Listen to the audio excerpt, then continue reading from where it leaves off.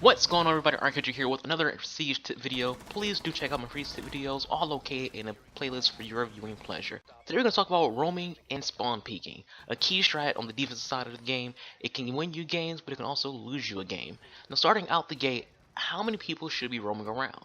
There has been a number of times where I've seen an entire team roaming, and every time that team has lost that round. Why? Because if everyone is roaming, nobody is watching the objective, no one's defending. And if the attackers notice that no one is in the OBJ, they will likely just go directly to the OBJ, and at that point, the roles switch. The attackers become the defenders, and the defenders become the attackers. Because now all the defenders are racing back to the OBJ, while the attackers have posted up to defend themselves as they capture the OBJ or plant the bomb or get the hostage. So at that point, you are hurting yourselves by having the entire team outside the objective roaming around, because it makes it very easy for the attackers to just get inside, do what they gotta do, and then get out. So it's a really, really bad idea to have the entire team roaming around. So what would be the ideal number of roamers? I would say, me personally, I would say, just 2 or 3.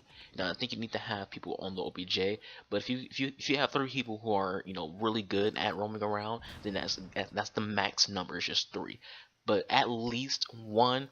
In this 2 being the sweet number. That's the number where it's supposed to be. You have one roamer on one side of the building, one on the other side. Just making sure, just watching those traffic zones that people tend to enter at.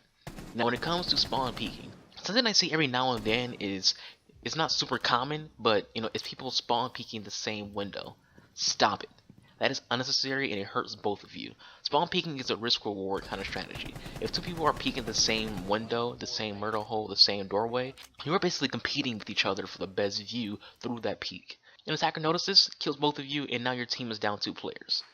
So, spawn peeking the same spot, 2 people looking through the same window, the same murder hole, the same door, it's just not a very good idea. Don't do it. It hurts you, it hurts the person who's also spawn peeking, it also hurts your team.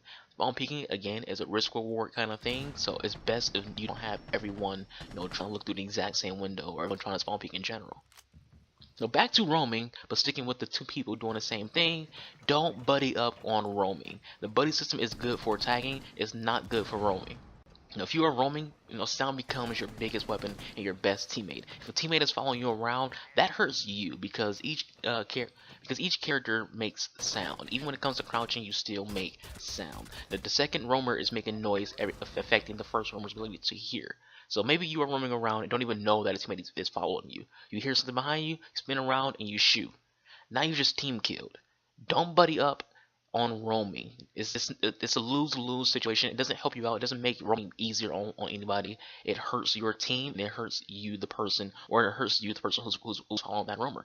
Don't do it. I had that happen to me before in a game where I was roaming around with Caviar, and there's a Frost following me around, and I'm like, why are you following me?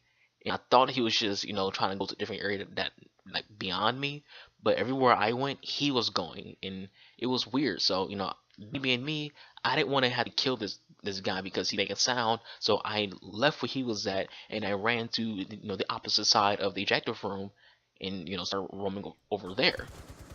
Little did I know, he was still following me. So I'm crouching, and I didn't notice he was following me until after the fact. I'm crouching, going down the stairs, and I hear something behind me, spin around, shotgun to the face, I kill him.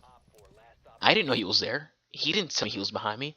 He's just following me around. He's roaming with me. Do not buddy up on roaming because it can affect your team. It can affect you. It can affect the person who's, also following you around. The final tip for today's video I'll give you is don't roam too far from the OBJ. Say you're roaming and your team defending the OBJ all die and the attackers have moved in. Similar to the first tip, now you become the attacker and the attackers become the defenders. You don't have 3 minutes to make your move, you have seconds. But you're on the other side of the building, taking even more time to get back to OBJ. So the round ends with you running to OBJ or just, getting there a little too late. Now you blame your teammates for dying, saying they're bad, they cost the game because they all died. But really, you shouldn't have been roaming that far from the OBJ. Do not be too far from the objective. It's okay to roam, just don't be too far from the OBJ because you gotta go back. It's gonna be harder on you. And a side tip, don't roam with the heavy. I see a lot of people roam around with Doc. I'm sure it's more of like a cheese thing to do in casual. Don't do it. Because if the OBJ starts to get captured, or a bomb is being planted, or the hostage is grabbed, it's going to take even longer for you to get back because you're a heavy, you move slower. So you are hurting your team by being a heavy who's roaming around. You're not going to be able to, to get back to the objective in time. And if you're also a Doc, you shouldn't be running. You shouldn't be roaming around to begin with, because you're going to be needed to, give someone health if they got, hurt, or if they're down. You can revive them with your gadget. Don't just be a selfish player who just uses his gadget on himself. That's not Doc's role. He's not supposed to be healing himself and only himself. That's just not what you're supposed to be doing with that character. That's a selfish thing to do. Don't do it. So those are all the tips for today.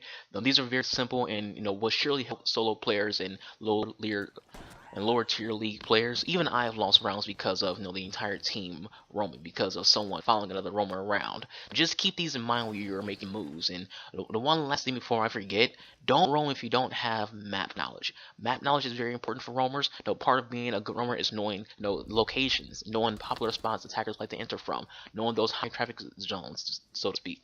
Knowing and creating lanes to fall back to OBJ. And if you die roaming, have map knowledge to rely on your teammates.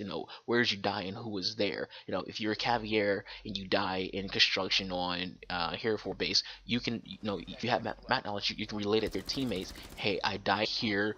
That person who killed me was this person. They have backup. Tell them who the other character was. That's what that person who killed you. And now you help your teammates out even though you have died. With all that said, I've been Archangel, the real underscore talent of YouTube. I hope you all enjoyed this video and found it very helpful. Thank you all for watching. I'll catch you guys next time. Peace out.